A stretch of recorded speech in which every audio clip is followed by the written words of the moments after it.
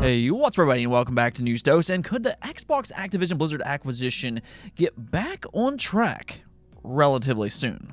Well, thanks to new reports, some does believe that might actually be the case. If anything else, this could ultimately define what's to happen next with the $69 billion mega buyout.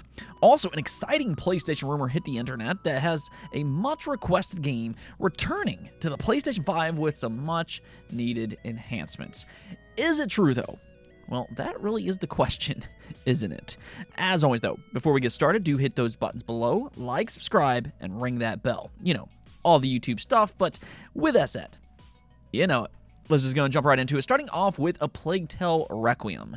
Now, in my opinion, A Plague Tale Requiem is one of the better games that's released this generation thus far, especially if you like story-driven content. Its stealth-based gameplay is a lot of fun, its world is dark and unique, and then the story itself, I mean, it just gets better and better the more you play it. Seriously. Go check it out yourself if you haven't already. I would highly recommend it. But it, however, did have one major flaw upon launch, and that was its frame rate. Even at its best, it would run at 40 frames per second, which, contrary to what you might think here, 40 is still a lot better than 30 frames per second. You Steam Deck owners out there probably understand what I'm talking about. I'd actually be okay if more games offer a 40 frames option as that nice middle ground, but all in all, it would still be nice to have a 60 frames option as well.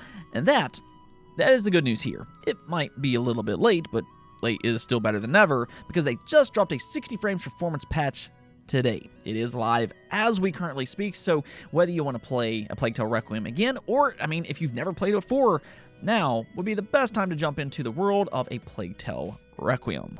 Now, we also got, in my opinion, the best update yet for Zelda Tears of the Kingdom. I mean, this game's only releasing in just mere days by this point. It's hard to believe, but we are almost there.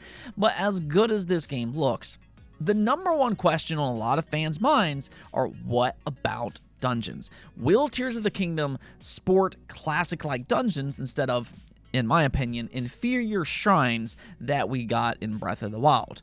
Well, Nintendo has kind of played coy with this. I actually don't know why they have been so tight-lipped about it, but speaking of better late than never, 2 days before release, Nintendo has now officially confirmed dungeons will in fact be in the game. I mean, to be fair, a lot of people already kind of knew because the leaks and everything, but if you were maybe avoiding all of those leaks, well, Nintendo has now confirmed it for the mass public. This was done in an interview where they said, the dungeons are huge and each carry their own regional look and feel. So, there you go. And I'm just going to be honest here. I haven't played this game yet. I haven't watched any of the leaked footage or anything like that. But just knowing that there's a bigger emphasis on dungeons, yeah, it's already better than Breath of the Wild in my mind. I've said it before, but Breath of the Wild, I mean, it was a good game. Don't get me wrong. But the lack of dungeons was a major flaw in my own personal opinion. So it's great to see Zelda return to form here, or at least in terms of dungeons.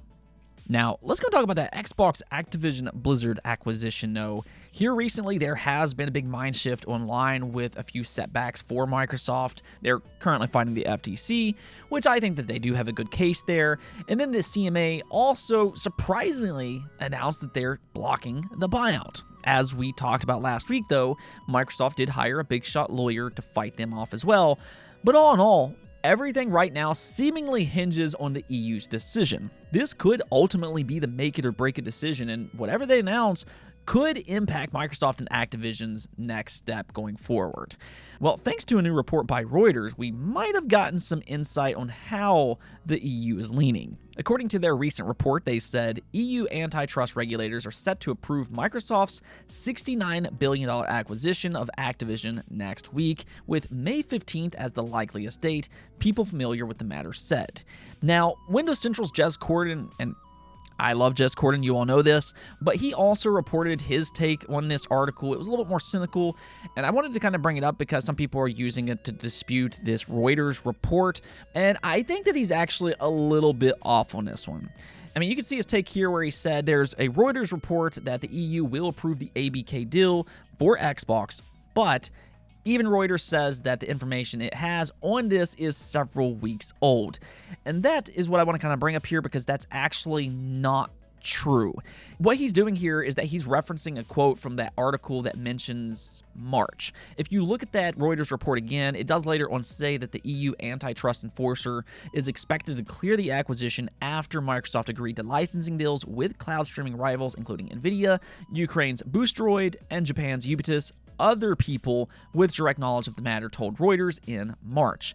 Now, the keywords here are other people. So from how this reads, these are completely different sources than the ones that the report was written about in the first place. Now, I can see how that's a little confusing, and it would be very easy to overlook this, so I don't really fault Jez here, but I still wanted to kind of point that out because there has been some people that's tried to dispute this report because of what Windows Central is saying, but I think what Reuters was trying to do here is to just add even more sources to kind of back up their most current information.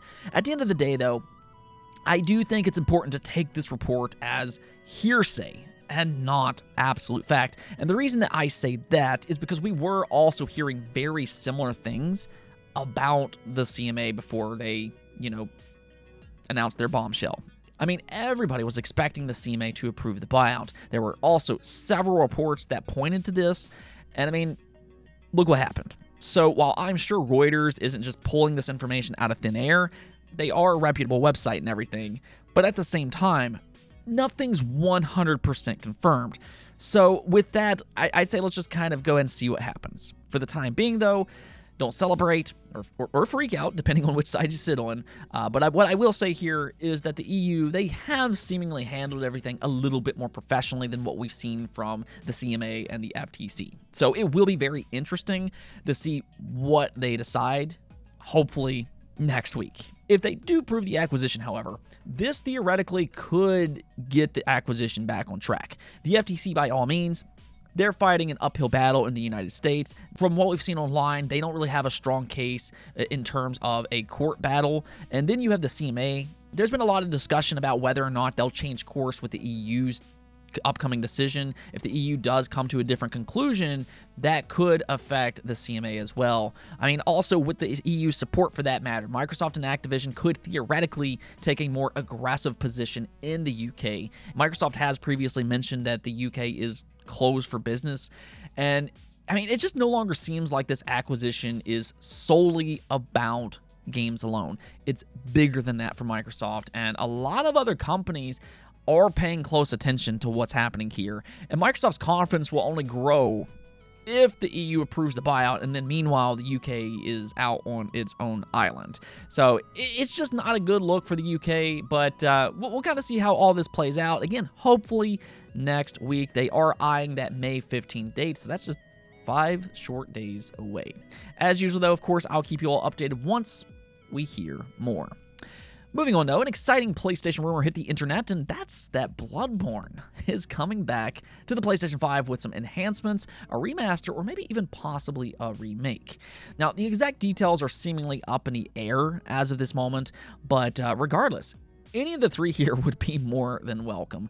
We as gamers, we really just want 60 frames per second, all things considered. That's what everybody's kind of asking for right now. Everything else I would just kind of be a bonus. This leak, though, kind of blew up online after David Jaffe, the former God of War director, had mentioned a PlayStation 5 version for Bloodborne is in development. Now, David Jaffe did formerly work for Sony, so it's easy to take this type of information as inside knowledge, hence the Bloodborne remaster rumors are once again back. With how this rumor kind of blew up online, though, David Jaffe did come back and post an update to kind of clarify the overall situation. He flat out said that he has no inside knowledge himself, so he has no idea if this is a 100% fact or not, when and where it'll be announced or anything like that, but instead, the reason that he brought up a Bloodborne remaster is because a journalist told him that it is real and that it's happening. Apparently, he trusts this quote-unquote reputable journalist, and he noted that she's never been wrong when she's told him stuff before.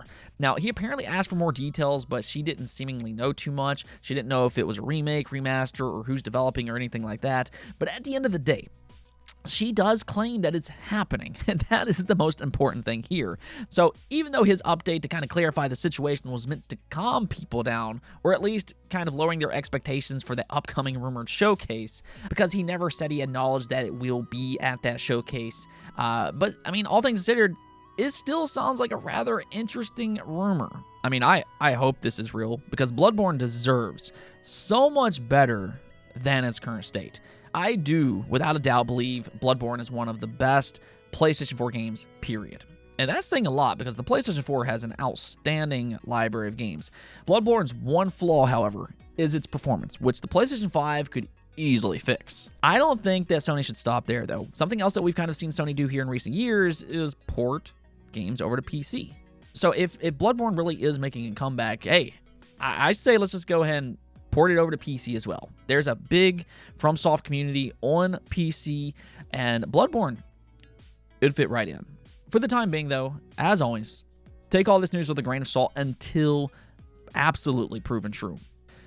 Now, we also got an interesting new game announcement, and I don't think anybody was really expecting this one, but Game Freak, the same studio behind the mainline Pokemon games, just announced a brand new IP under the codename Project Bloom in partnership with Private Division. Now, we have a nice little concept art here, which looks pretty intriguing, albeit still mysterious. It kind of reminds me a little bit of Pokemon Legends Arceus in that setting. I do kind of wonder if maybe it was inspired by that game.